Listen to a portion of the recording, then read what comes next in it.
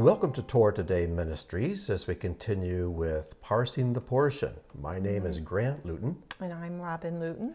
And this week we are in portion Vayeitzei, which is found in Genesis 28:10 through chapter 32, verse 3. Robin and I were just talking and praying here before we pressed the record button, and we're wondering how in the world do we get all this packed in. There's so much in this portion. It's an amazing portion, and as much as I love sitting here, just you and I, don't take this the wrong way, but this is one of those times I would love to have some of our people sitting at this table with us, some of our friends who love His Word, so we could talk about it together. But let's see what we can do. We'll do our best. All right. Well, I know this is one of your favorite topics, and that's the sulam, the ladder. Yes. And that word sulam, ladder, is found only here in the Bible, but it's referred to indirectly in John's Gospel. So why don't you go ahead and start us off with this? Well, I was approaching this portion, Grant, with just the mindfulness that we are starting the month of Kislev. Yes. And this is considered the month of dreams. There are many, many dreams recorded, and it seems like irony because this is in one way the darkest time of our year. But it's the time that His light, in contrast to the darkness, shines more brightly than ever. And as we get ready to celebrate Hanukkah, we look forward to that. But as I read these portions, honestly, I've literally had tears behind my eyes because of the wonder of it all. And as I look at the first chapter in our portion, chapter 28 of Genesis, here's some of my thoughts. First of all, this portion simply, it stirs up a sense of mystery and wonder for me. For sure. And I think that mystery and wonder are both essential as we pursue God beyond just a surface level. Jacob's unexpected encounter with God, as we're going to talk about, it just stirs a sense of awe. And, so true. And more than that, it's that fear of God, which was the beginning of wisdom for him in a way, where he began to live on a whole new level. Yes. A whole new level. And so as I read about this, I can relate to it, as God has even blessed us recently with a very similar experience in our personal world. We kind of stepped out of the physical realm for a moment not too long ago, and He opened the heavens to us, didn't He? He did. And so when I read this, I'm so grateful, and I'm just awestruck.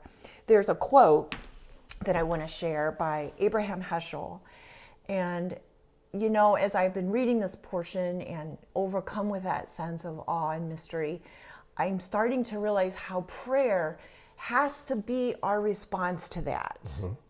It can't be something on a surface level that we're trying to control our physical world, or it really isn't prayer. And Heschel said, to pray is to take notice of the wonder, to regain a sense of the mystery that animates all beings, the divine margin in all attainments. This is the part I love. Prayer is our humble answer to the inconceivable surprise of living. It is all we can offer for the mystery in which we live. Isn't that wonderful? Isn't that beautiful? Well, you know, you mentioning this this dream, the Kislev is the month of dreams. I don't think I shared this with you, but this Torah portion is one of two in the Bible that is just one long, unbroken paragraph. Really? If you look at a Torah scrolls are broken into major paragraphs and minor paragraphs by leaving gaps in the text. But there's no gaps in this. So from the first word to the last of this Torah portion is one paragraph. And you know, dreams, they can seem like they're going on for hours. They're just outside of time. They only take a few seconds in real time. So cool. And the other Torah portion like this is Miketz, which is over in Genesis chapter 40. It also begins with a dream. And both Torah portions end with a journey. Start with the dream, end with the journey. And they're each one paragraph. Isn't that magic? It is. It's just amazing. I know you and I like to use the word secrets a lot as we study, because we start to sense that we're uncovering divine secrets, and it just is a great way to live. I can't imagine any other way. We both love Jonathan Sacks, of blessed memory. He passed. Yes.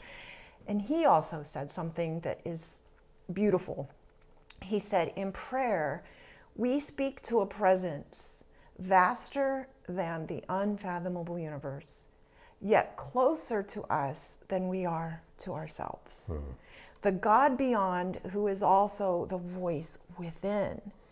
And I love that quote as we look at what happened to Jacob, because he encountered a voice way beyond, but what it did was it began his journey in knowing his true identity, because he could now recognize his own voice within. Yes. Right?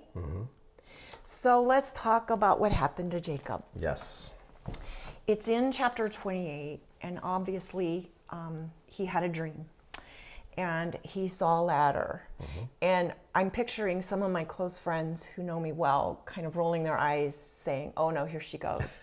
Because I love this image. I love the ladder. I believe it's a divine image that he gave us to teach us so many things.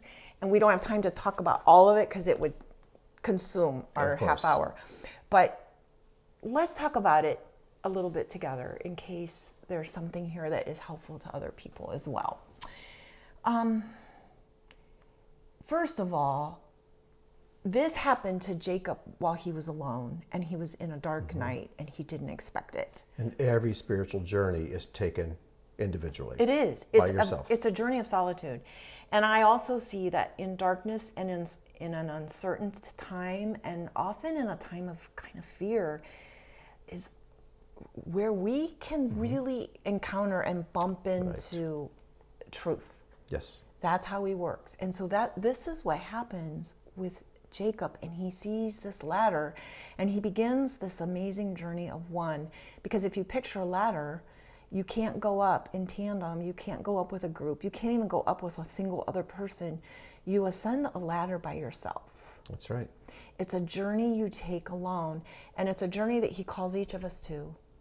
Because in order to ascend from just living on a physical plane, with our feet on this physical earth, thinking that's all there is, we have to ascend a ladder, don't we? Yeah. And it takes a lot of courage. It does. It certainly does.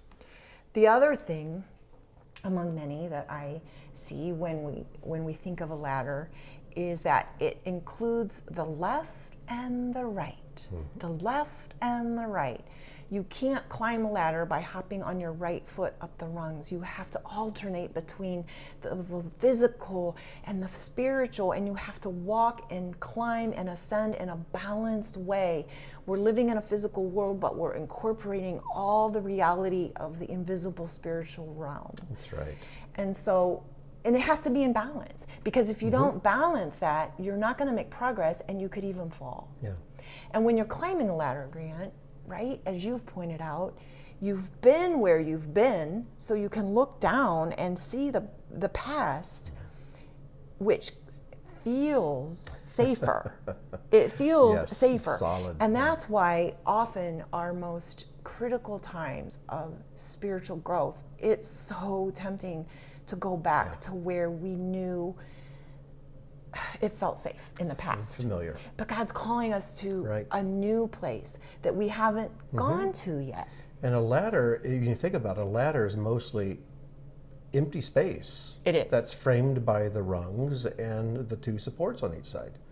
But it's mostly just empty space. It is. And when you're climbing, you look right through that empty space, and it seems so insubstantial.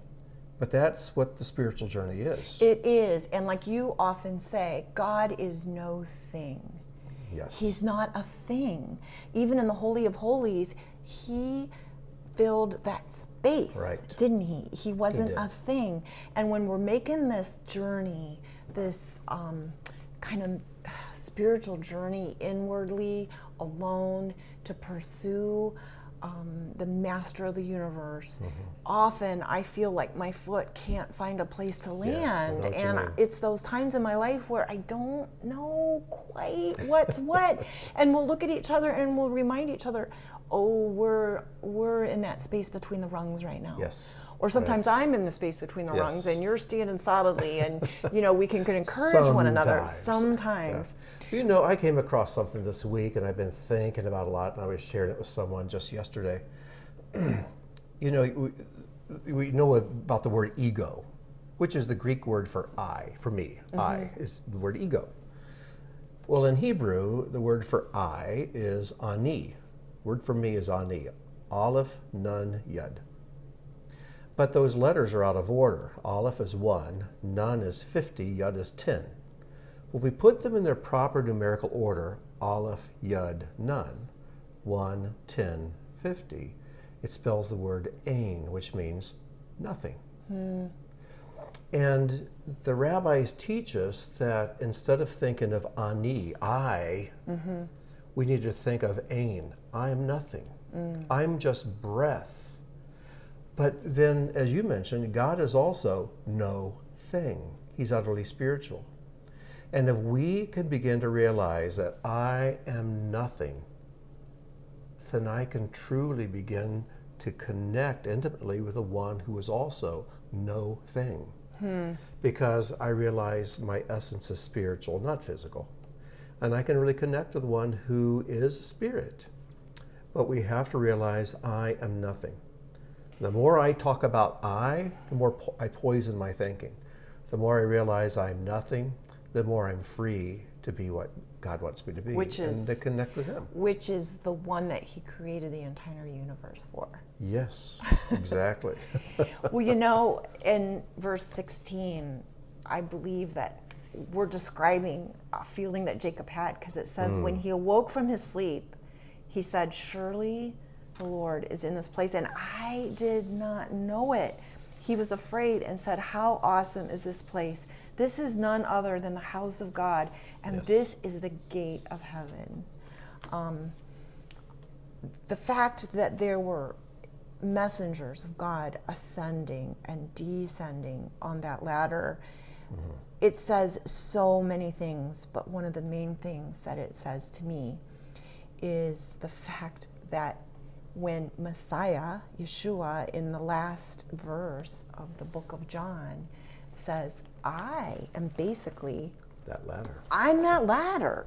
He says, truly, truly, I say to you, you will see the heavens open and the angels of God ascending and descending on the Son of Man. Yes, right.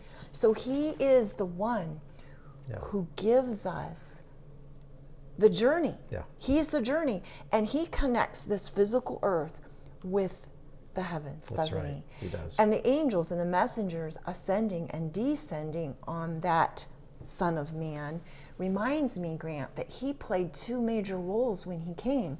He was our apostle. Yes. And He was our high priest. That's right. Describe the difference. Yeah, Hebrews refers to Messiah as our apostle and high priest. And an apostle, apostello, means to send. One who is sent with an official message as an ambassador from a king. So Yeshua was sent by God to represent to bring God something to us. down to us. Yeah, and He speaks. Sometimes you hear Him speaking, it sounds like God speaking. Right. I and the Father are one. If you've seen me, you've seen the Father. But a high priest is appointed among men to represent men to God. So the high priest stands in a place to speak to God on behalf of men. And so you see other statements of Yeshua's where He simply speaks as a man. I don't do anything unless I see what the Father's doing. I only speak what I hear the Father say. And so on the one hand, He is sent to represent God to us. On the other hand, as a human being, He represents us before God. So that He's ascending that and descending takes on a whole new significance. It's so cool. Yes. And another thing, among many, which we won't mention all of them, I promise. Whenever we make that brave, courageous ascension, every time we find a new rung, We have a clearer vantage point of the world around us. Yes. We see further, we see clearer, and we have a better perspective. We do. But it takes courage to climb. Oh, yeah. It really does. Well, there's no faith without courage. People who have faith but no courage, all they have is theology. That's not faith. Faith has to be tested before God proclaims it to be true, genuine faith and put a stamp of genuine faith on it. But there is no such thing as faith without courage. And returning to just a second to that theme of wonder and mystery, I know that I've discovered, because I'm kind of a pragmatic person, but as I've climbed the ladder, I've become more in tune with the mystery and the wonder of who God is. And I want to encourage everybody and each other this morning to, we can't just approach God in a pragmatic way. Yeah. We have to be grounded in reality and truth, but there's a balance, that left and right. And we have to be open to the wonder and the mystery of kind of the space between the words, right? That's right. So true. And, there's a teaching here in this ladder. Excuse me. Because there's 4 times Jacob says, behold, when he has this dream. And if we look at those 4 places, it gives us a bit of a roadmap on how we can develop spiritual perception. And the first time it says in verse 12, and he dreamt, and here's the first one, behold. Okay, hine. So whenever you see that word hine or behold, it means stop, pay attention to this. Because it's important. Behold, a ladder was set earthward, and its top reached heavenward. Then it says, and behold, angels of God were ascending and descending on it. Well, first of all, that seems backwards. I think if angels were going up and down a ladder, I'd notice the angels first. Who cares about the ladder? Right. Look, there's angels there. But he noticed the ladder. Yeah. It's like going to the zoo, and there's a bunch of elephants walking around a water trough, and the first thing you notice is the water trough. It's like, no, look at there's elephants. But God is teaching us something here. This ladder, a ladder is something that's an everyday object, a physical, tangible object, an object we understand. It's ordinary. It's ordinary. And so we're surrounded by ordinary things. Or we think they are. But the word angel, both in Hebrew and Greek, means messenger. We can learn to look at the ordinary things around us and really take time to meditate and think. And by meditate, I mean to really think about something, to be still, to be quiet, and think, what is God picturing by that tree? What's he picturing by that bird? What's he picturing by the grass? What's he picturing by the clouds and the sun and the stars? What is he communicating to us? Because after all, he spoke these things into existence. So therefore, these things in nature we see are God's speech. We just see ordinary stuff. They're like symbols of something deeper. They all symbolize something. They're all trying to scream to us if we'll be quiet enough to listen. And so we see the ladder, the ordinary first. But then, oh, behold, look, there are messengers on this. And messengers mean a message. A message, it's a message for me. So let's learn to read God's message in the world around us. But then there's a third thing he says. 13, and behold, Adonai was standing over him. Wow. Once we begin to hear the message God is speaking to us, then we can begin to see God with spiritual eyes and to recognize he's right there over me all the time. And what he says to Jacob is, I am Adonai, God of Abraham, your father, God of Isaac, the ground upon which you are lying. In other words, Jacob's laying on the ground dreaming, and in the dream, God tells him, you're laying on the ground dreaming this, which is kind of wild. Wow. To you will I give it, to your descendants, your offspring. And it goes on. Then verse 15, God says, behold, I am with you. That's a big behold. I will guard you wherever you go. What a personal Because message. Jacob is about to go and meet Laban, work 7 years for a bride, wake up on the morning of his honeymoon and realize he's married to the wrong woman. It's like, where is God in this? And God says, I'm right here. This wasn't what you planned, Jacob, but this is all according to plan. And then Laban changes his wages. Well, Laban cheats him. Laban does this. It's like, God, where are you? Right here. And he marries the wrong woman, supposedly. Yeah, it's a, and every single thing that seems to go wrong in Jacob's life, God says, I'm right here, right with you. I told you I would be. And then when you get to the end of the story, you look back and you think, how did all those seemingly disasters, wrong things, how did all those, that unbroken line of disasters of Jacob's life result in a life that is so incredibly blessed? right? That so much so that in next week's portion, God changes his name to Israel. And what do we refer to the Jewish people as today? Israelites. Israelites. Not Abrahamites, not Isaacites, but Israelites, named after Jacob. Father of God's people. Yes. Yeah. And we get grafted into Israel. And you think of the incredible blessings, but sure didn't seem like blessing at the time. But God kept his promise. I'm with you. I'm letting you see. Behold, I'm right here with you. But look, you're not going to see this for long. But even though you can't see it when you wake up, it doesn't change the fact that it's true. Well, there had to be a response from him. Yes. I mean, the fact that Abraham responded to what God was bringing to him, that's why he was in awe. And he said, this is the gate of heaven. Yes. He could have missed that, Grant. Yeah. And he didn't realize it. Right.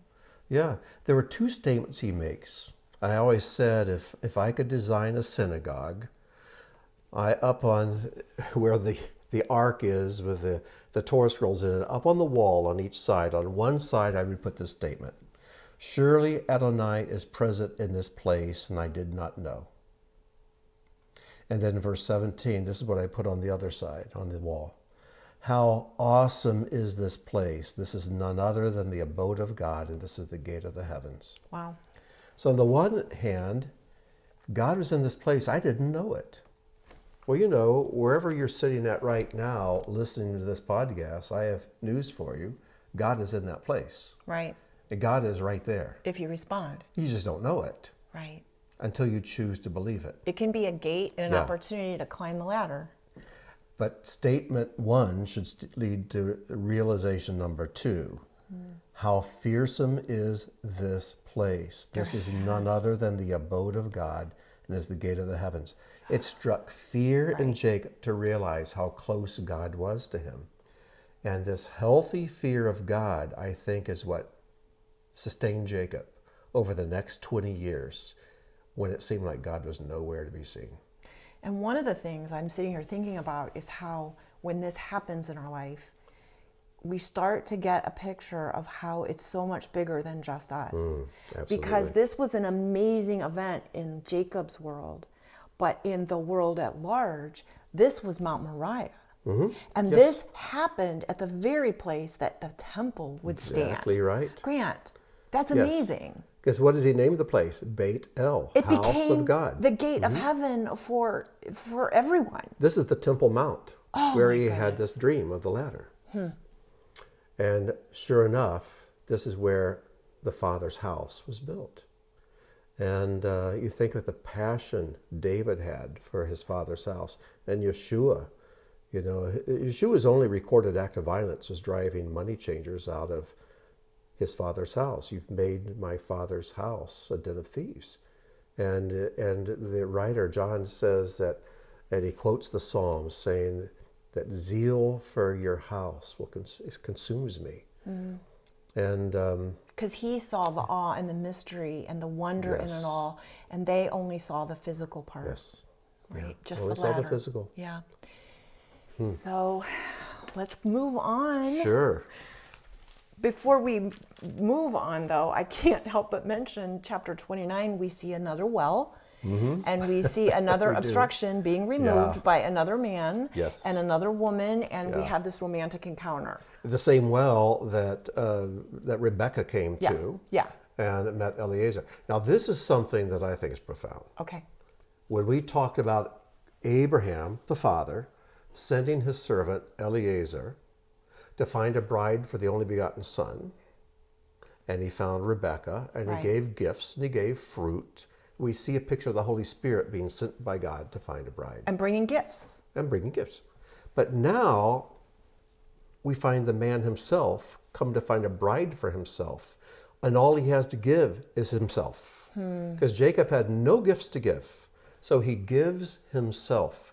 And we see a picture here of Yeshua, who came to earth to give himself to find a bride. And it was so much more intimate because this is the only place where we see a little kiss. Yes, between a man and a woman. Right. Right. Yeah, he planted one right on her, didn't he? Straightforward and wonderful. Oh. Yeah, in chapter 20, verse 11, then Jacob kissed Rachel, and he raised his voice and wept. 29:11. Yeah. Yeah. He was smitten. He loved this girl. So this is really denoting an intimacy with our bridegroom Yes. who came Yeah. to remove the thing that is blocking Source of life. the source of life. Which is what he did with the woman at the well. He didn't kiss, Yeshua didn't kiss the woman at the well, but he uncovered the well and living water. He promised her living water. And by the time she walked away from that conversation, she had enough living water to water the entire town there in Samaria. And he stayed with them for 2 days and changed the lives of everyone in that village. It was such an intimate conversation, though. Which is the same well as we're seeing here, by the way. Is that crazy? Yeah, same well. So neat. Is it? Is it? Let me think about that. We'll look into that and get back. Well, hold on. Yeah, yeah. It should be the same well. Yeah, but no, it's amazing. No, it's not the same well, but it's the same principle. It's the where same he's kind of encounter. uncovering, he's removing the blockage from the well. And you were about to say something. I wanted for you to share a little bit of some of the things we were talking before we turn on the mic. Oh. About the 4 levels of faith? Yes. Yeah, this is amazing. This is something that comes from Rabbi Dessler, who lived about 75 years ago, 80 years ago. And he talks about levels of faith. And I've shared this in past teachings. It's been many years since I've talked about this. And he says there is a basic level of faith, if you want to call it faith, where nature dominates. Mm-hmm.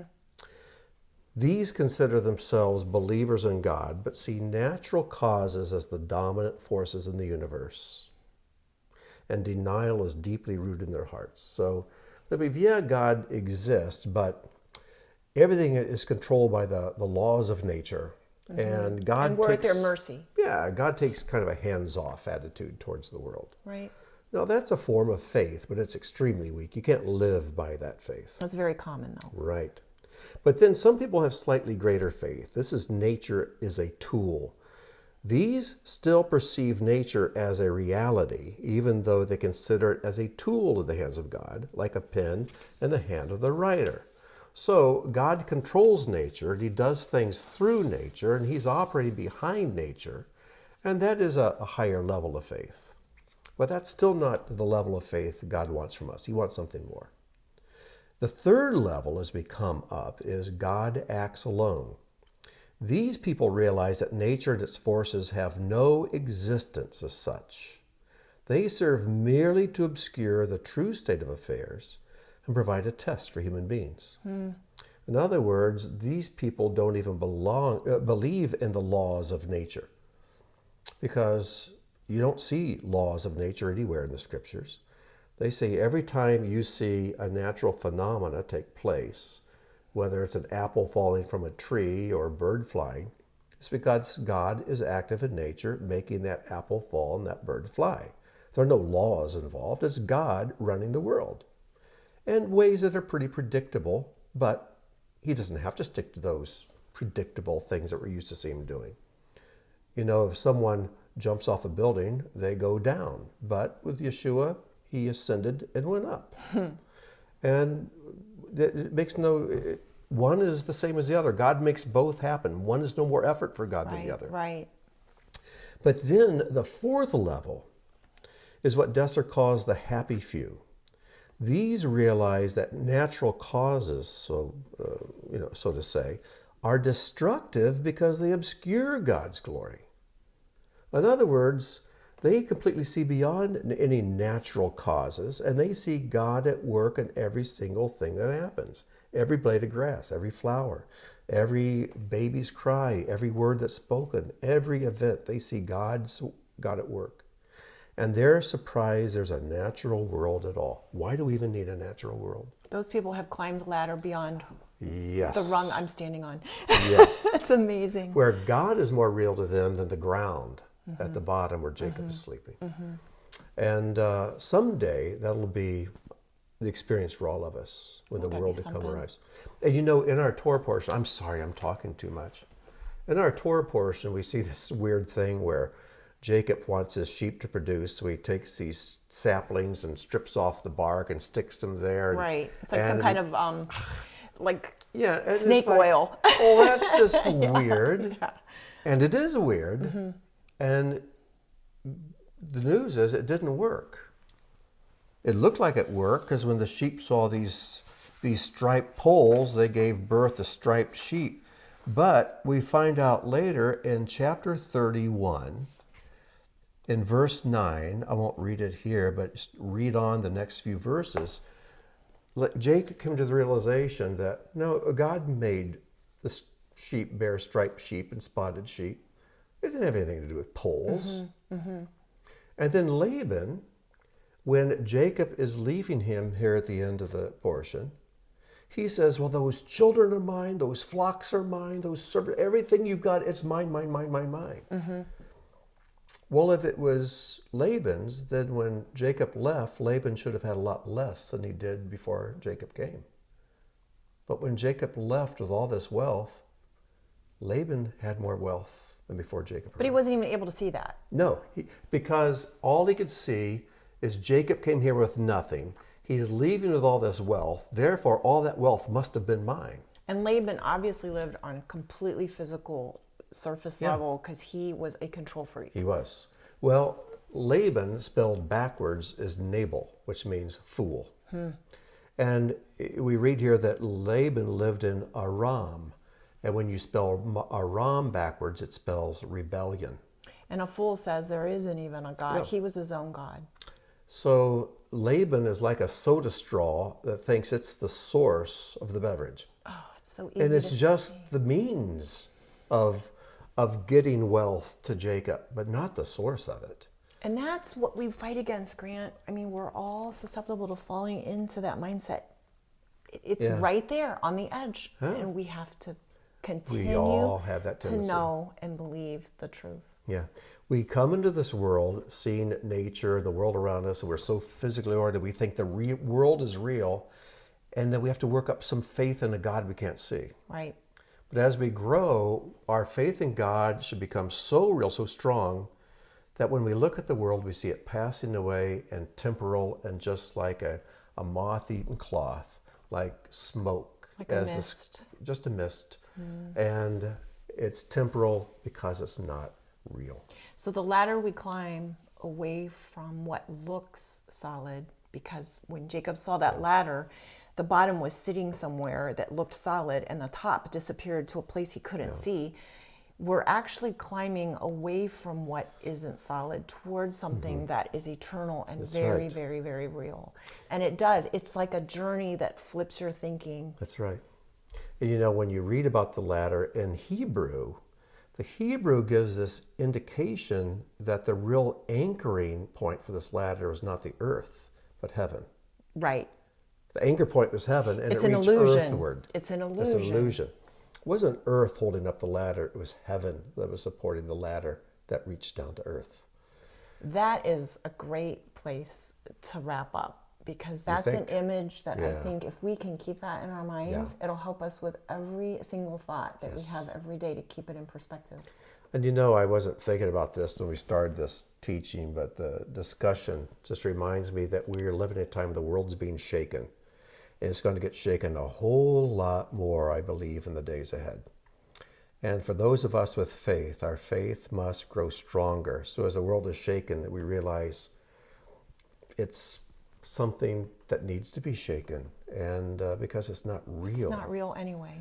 And we need to put our faith on the rock, and that rock is God, and in His Word. And we can live unshakable lives in a shaking world. And don't be discouraged when you feel lonely in your spiritual journey, because it's ordained. Yeah. He lets us take a journey through this world spiritually with other people. Yeah. It's like a path or a road we walk. And That's He right. provides pilgrims and spouses and friends, but there's an inward journey that He calls us to that we have to take alone. That's so true. So very true. All right. Well, this has been fun. We didn't even talk about Rachel and Leah, but maybe we can bounce back and bring them into next week's conversation a little bit. We'll do our best. We'll do our best. All right. Until then, shalom and God bless. And have a wonderful week.